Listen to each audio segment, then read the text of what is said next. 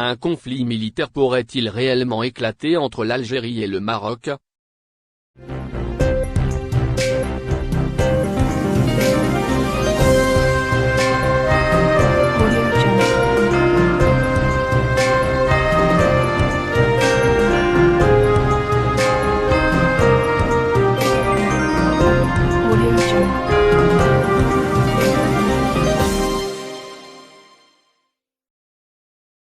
Les vives tensions qui opposent l'Algérie au Maroc viennent de connaître une nouvelle escalade avec la mort de 3 ressortissants algériens au Sahara occidental.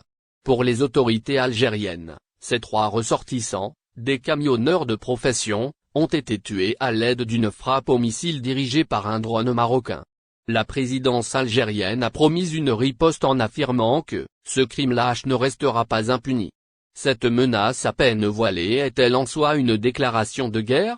Les experts et les observateurs des affaires maghrébines divergent sur les perspectives d'un conflit militaire de grande envergure. Mais certains d'entre eux craignent le pire. Jeudi 4 novembre, dans les colonnes du quotidien français Le Monde, Jalel Arkoui, chercheur à l'Institut des Relations Internationales de Klingendael, aux Pays-Bas, a écarté l'éventualité d'une guerre conventionnelle menant vers l'embrasement. L'Algérie va chercher à répondre au Maroc de manière indirecte et réaliste plutôt que s'engager dans une guerre frontale, dit cet expert qui travaille pour un institut prestigieux qui se veut être un groupe de réflexion indépendant et une académie sur les affaires internationales qui vise à contribuer à un monde sûr, durable et juste.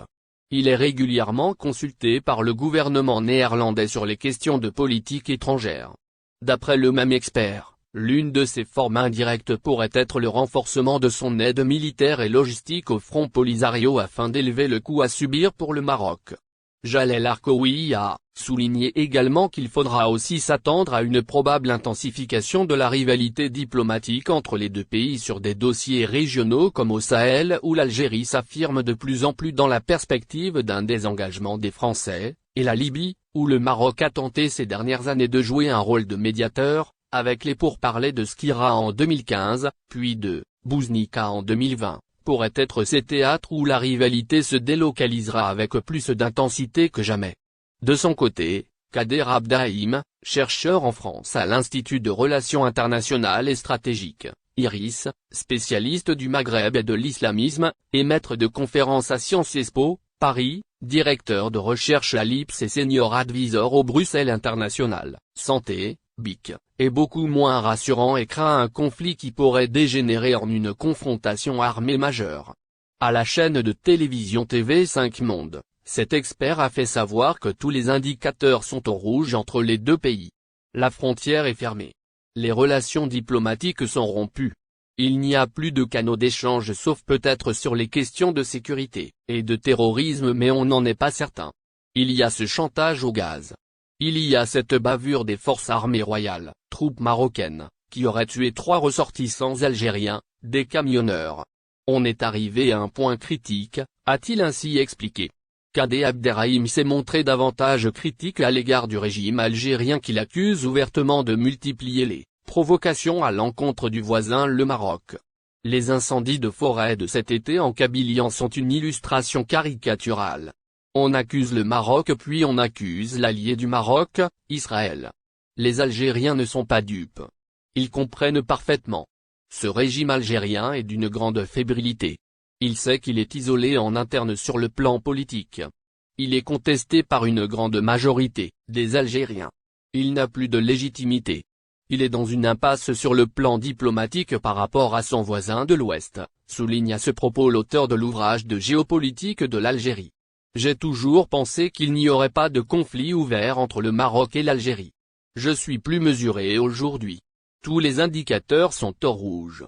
Nous ne sommes pas à l'abri d'un dérapage qui pourrait enflammer la région, avertit enfin ce professeur à Sciences Po Paris.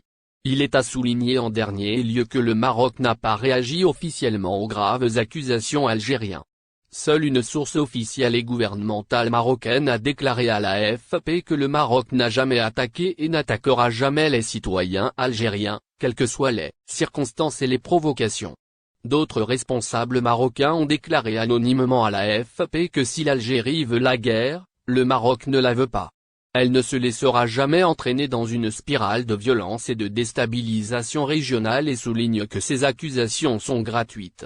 Jeudi 4 novembre, le porte-parole du gouvernement marocain, Mustapha Betta, a déclaré « Aujourd'hui que le Maroc s'accroche au respect des principes de bon voisinage avec tous ses voisins ». Lorsqu'on l'interroge sur la tension actuelle avec l'Algérie qui accuse le royaume de la mort de 3 civils algériens dans une attaque au Sahara.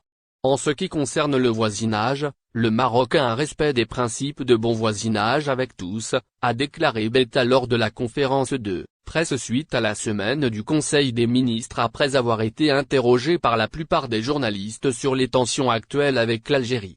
À Alger, plusieurs institutions officielles comme le Conseil de la Nation ou des formations politiques ont condamné une agression lâche du Maroc et appellent la présidence et l'état-major de la NP à initier des actions pour défendre notre chère patrie et châtier l'état du terrorisme odieux qui n'a pas hésité à assassiner des innocents afin d'assouvir ses basses ambitions expansionnistes. Abonnez-vous à notre chaîne. Cliquez sur j'aime et activez la cloche pour rester au courant de l'activité algérienne. Partagez la vidéo. Merci.